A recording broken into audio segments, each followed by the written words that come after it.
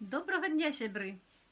Сёння мы пачытаем з вами прыгожую казку, якая называецца «Такое рознае каханне».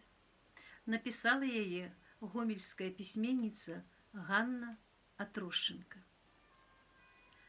Закахаўся дзень у ночку. І не таму, што яна была загадкавай і прыгожай, пяшчотнай і мяккай, нібы аксамітная кветка. Быццам магнітам цягнула яго да сябе цемнавокая прыгажунька, не давала яму пакою. Асабліва ўпадабаў дзень густыя, як жыта, доўгія косы ручаіны, бяздонныя чорныя вочы, якія адлюстроўвалі агністы зорапад. Зранку, разагнаўшы на нябёсах ружовую зару, дзень старанна умываўся ў лясной рачулцы, а потым, каб быць бадзёрым і маладым, шпарка бег басанож па росным лузе. Побач заўсёды танчыў бліскучы сонечны праменьчык, які нетаропка, па чарзе, абдымаў крывую сцежку, дрэвы, кветкі на лузе.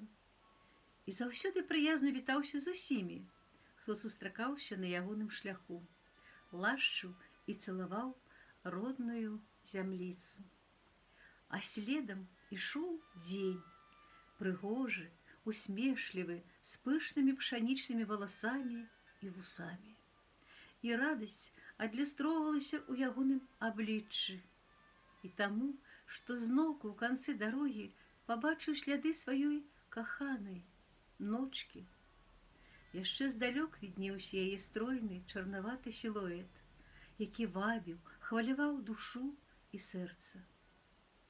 А ночка, гарэзлівая, як дзяўчынка, крышачку заспаная, павіталася з ім шэранькай хусцінкай і, быццам птушыным крылом, памахала на развітанне, ды і паляцела на другі кантынент, а з ёй пацягнуўся цёмны шлейф, на якім весела скакалі месячык і зіхоткія зорачкі.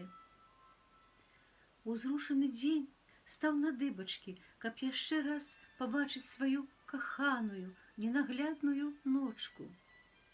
Але затрымаць яе хоць на адну хвілінку зноўку не змог. Ночка, набіраючы тэмп, знікла за далёкай вяршыняй. Вось так прыгожа і романтычна. Дзякую вам, узаемнага вам кахання. Да новых сустрэч!